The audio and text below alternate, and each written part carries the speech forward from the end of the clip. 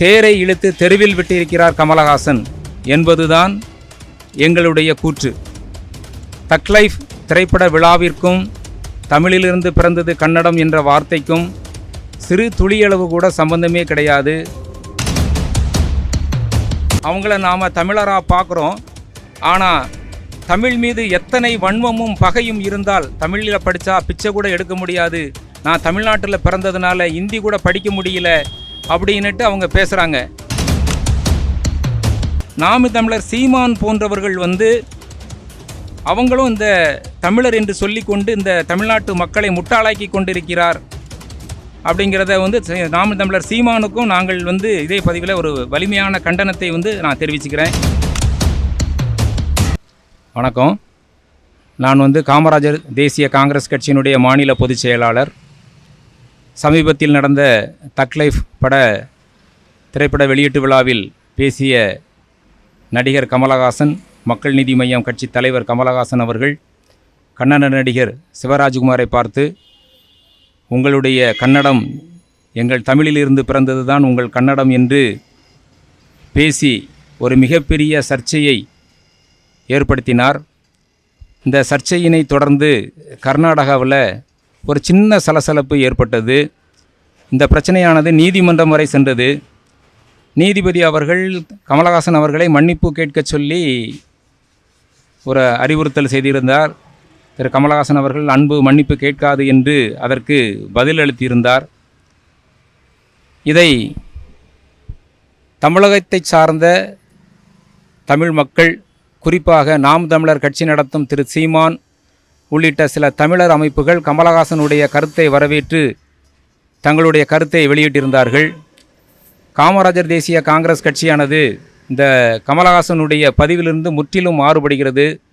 திரு கமலஹாசன் அவர்களை மிக வன்மையாக கண்டித்து ஒரு ஆர்ப்பாட்டம் ஒன்று நடத்த வேண்டும் என்று எங்கள் கட்சி சார்பில் நாங்கள் ஒரு சில முயற்சிகளை எடுத்தோம். ஆனாலும் தற்போது அந்த காரணத்தை முன்னிட்டு இந்த வீடியோ பதிவை இப்பொழுது எங்கள் கட்சி சார்பாக நான் வெளியிடுகின்றேன்.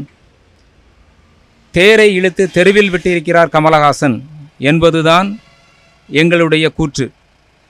தக் லைஃப் திரைப்பட விழாவிற்கும் தமிழிலிருந்து பிறந்தது கன்னடம் என்ற வார்த்தைக்கும் சிறு துளியளவு கூட சம்பந்தமே கிடையாது.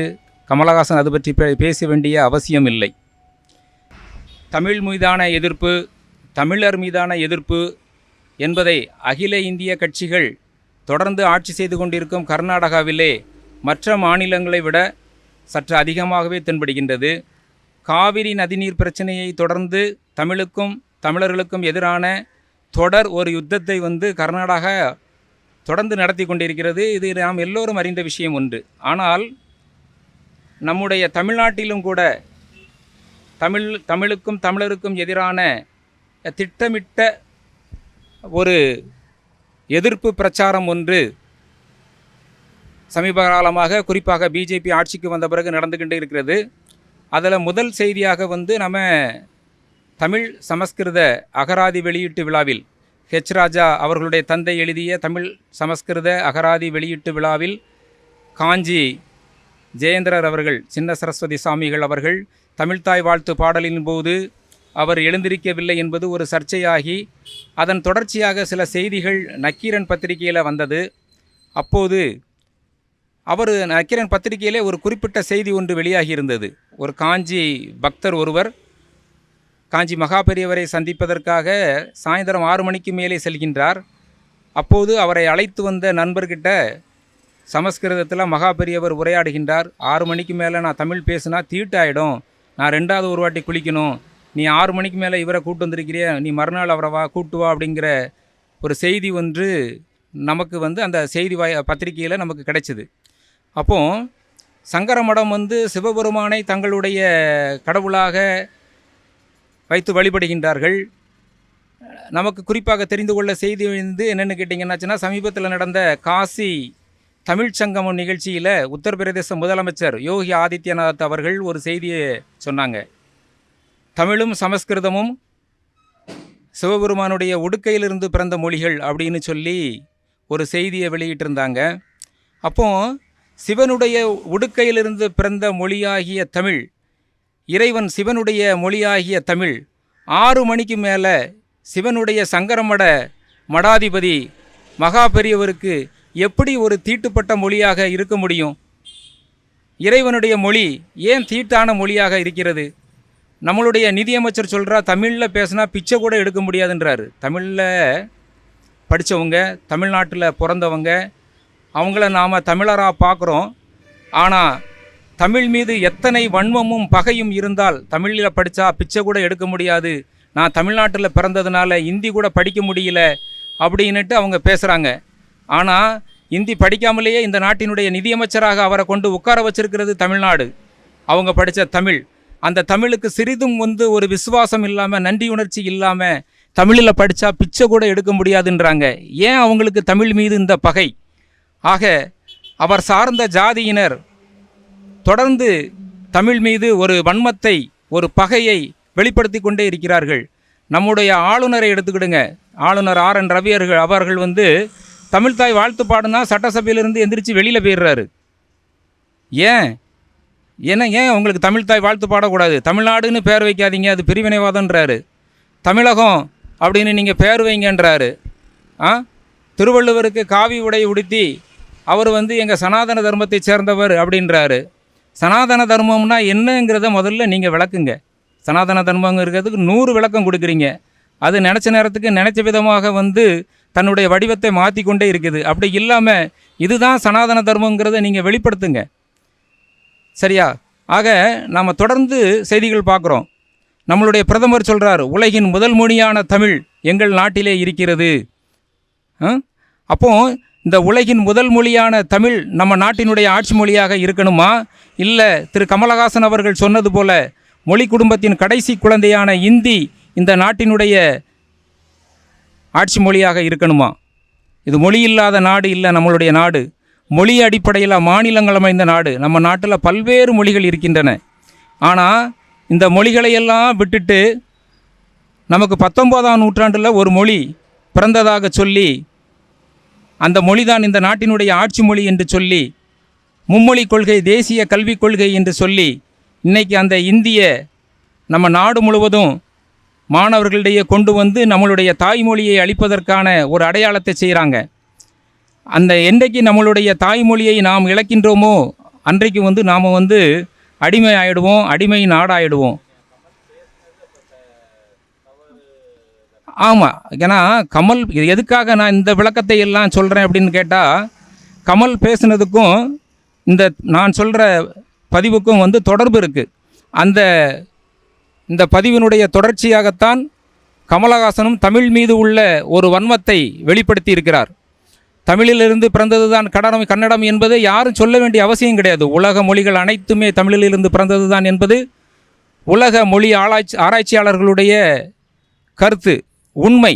அப்போது கன்னடம் மட்டுமல்ல, கிரேக்கமும் லாட்டினும் தமிழிலிருந்து பிறந்தது தான் என்பது மொழி ஆராய்ச்சியாளர்களுடைய கண்டுபிடிப்பு. அந்த கிரேக்கம், லாட்டின் இந்த மொழிகளிலிருந்து தான் யூரோப்பியன் கண்ட்ரீஸில் உள்ள ஐரோப்பிய நாடுகளுடைய மொழி பிறந்தது. ஆக தமிழிலிருந்து பிறந்தது தான் கன்னடம் என்பது யாரும் சொல்ல வேண்டிய அவசியம் இல்லை. இப்போது ஆமாம், தேவையில்லாத சர்ச்சை.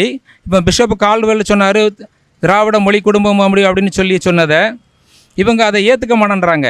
ஆனால் ஒன்றை ஏற்றுக்கிறாங்க, நாடார்கள் தமிழர்கள், இவங்க தமிழர்கள் கிடையாது, இவங்க இலங்கையிலிருந்து இந்தியாவுக்கு வந்தவங்க அப்படின்னுங்கிற ஒரு பதிவை இலங்கையில் விடுதலை புலிகளை அளித்த கையோடு முந்தைய ஐக்கிய முற்போக்கு கூட்டணி அரசு மட்டுமல்லாதல் இப்போது உள்ள தேசிய ஜனநாயக கூட்டணி கூட சிபிஎஸ்சி பாடத்திட்டத்தில் பாடமாக வச்சுருக்காங்க. இது எல்லாமே தமிழர் மீதான ஒரு வஞ்சத்தினுடைய வெளிப்பாடு தான் அந்த பாடத்திட்ட பகுதி. ஆக இலங்கையில் தமிழர்கள் அடித்த கையோடு தமிழ்நாட்டில் தமிழர்களை, குறிப்பாக நாடார்களை அழிப்பதற்கான ஒரு சதித்திட்டத்தின் ஒரு பகுதியாக அந்த பாடத்திட்டம் புத்தகத்தில் இடம்பெற்றிருந்தது. நாடார்கள் அதை புரிந்து கொள்ளவில்லை. நாடார்கள் இந்து நாடார்கள் என்று அந்த மதத்தின் மீது கொண்ட பற்று காரணமாக பிஜேபிக்கு மிகவும் ஆதரவாக இருந்து கொண்டிருக்கின்றார்கள். ஆனால் அந்த கட்சியானது தமிழர்களையும் நாடார்களையும் அழிப்பதற்கான ஒரு சதித்திட்டத்தின் செயலாக பாடத்திட்டத்திலே அந்த நாடார்கள் பற்றிய வரலாறை ஏற்று வைத்திருக்கிறார்கள். ஆக நாடார்கள் பற்றி இப்போ கூட ஒரு கியூஆர் கோடு மாதிரி கொடுத்து அது பாடப்புத்தகத்தில் இருக்குது. நீதிமன்றத்திற்கு கொடுத்த அவங்க உறுதிமொழியை இன்றைய ஒன்றிய அரசு அதை நிறைவேற்றவில்லை. நம்ம பாடத்திட்டத்திலேருந்து நாங்கள் நீக்கிற நம்ம பாட்டாளி மக்கள் கட்சியினுடைய வழக்கறிஞர் திரு பாலு அவர்கள், மரியாதைக்குரிய நாடார்கள் நன்றி செலுத்தக்கூடிய திரு பாலு அவர்கள் தொடர்ந்த வழக்கின் மீது நீதிமன்றத்துக்கு அந்த உத்தரவாதத்தை அரசு கொடுத்தது. நாங்கள் பாடத்திட்டத்திலேருந்து அந்த பகுதியை நீக்கிறோம் அப்படின்ட்டு. ஆனால் அதை நீக்கிட்டு அதை ஒரு கியூஆர் கோடு மாதிரி கொடுத்து அந்த கியூஆர் கோடை ஸ்கேன் பண்ணியாச்சுன்னா நாடார்கள் பற்றிய பகுதி அந்த பாடத்திட்டத்தில் நீங்கள் படிச்சுக்கலாம். அந்த மாதிரி தான் அது புத்தகத்தில் இருக்குது. அது முழுமையாக பாடப்புத்தகத்திலிருந்து நீக்கப்படவில்லை. நாடார்களுக்கு அறிவு வேலை செய்யலை. அவங்களுக்கு மதம்ங்கிற உணர்வு தான் அதிகமாக இருக்கிறதே தவிர, அதே போன்று தமிழ் மீது கொண்ட வன்மத்தின் காரணமாக தான் காஞ்சி மகா பெரியவர், காஞ்சி சின்னசேந்திரர், நிதியமைச்சர் நிர்மலா சீதாராமன் இவர்களுடைய கருத்தின் அதே வழியில் தான் இன்றைக்கி புதுசாக ஒரு புகைச்சலை போட்டு விட்டுருக்கிறாரு கமலஹாசன். தமிழிலிருந்து வந்தது தான் கன்னடம் என்று சம்பந்தம் இல்லாமல் பேசி, அந்த இடத்துக்கு தேவையில்லாத ஒரு சமாச்சாரம் அதை பேசி இறைவனுடைய மொழியாகிய தமிழை, அதாவது செம்மொழிகளில் முதல் மொழியான தமிழை, உலக மொழிகளில் முதல் மொழியான தமிழை, உயர்வான இடத்தில் இருக்க வேண்டிய தமிழை தேரை இழுத்து தெருவில் விட்டது மாதிரி இன்றைக்கி எங்கள் தமிழை இன்றைக்கி இழுத்து தெருவில் விட்டு அசிங்கப்படுத்திட்டார் கமலஹாசன். முற்றிலும் அந்த விளம்பரத்துக்காக தமிழை அசிங்கப்படுத்த வேண்டிய அவசியம் இல்லை. ஆமாம். ஆக இவங்க தன்னை தமிழர் என்று அறிவிச்சுக்கிட்டா கூட இவங்க தமிழர் அல்ல அப்படிங்கிறத வரலாற்று ஆய்வு அடிப்படையிலையும் நிதியமைச்சர் நிர்மலா சீதாராமனுடைய தமிழ் சார்ந்த கருத்தின் வெளிப்பாட்டிலும் நாம் புரிந்து கொள்ளலாம். நாம் தமிழர் சீமான் போன்றவர்கள் அவங்களும் இந்த தமிழர் என்று சொல்லிக்கொண்டு இந்த தமிழ்நாட்டு மக்களை முட்டாளாக்கி கொண்டிருக்கிறார் அப்படிங்கிறத நாம் தமிழர் சீமானுக்கும் நாங்கள் இதே பதிவில் ஒரு வலிமையான கண்டனத்தை நான் தெரிவிச்சுக்கிறேன். நன்றி, வணக்கம்.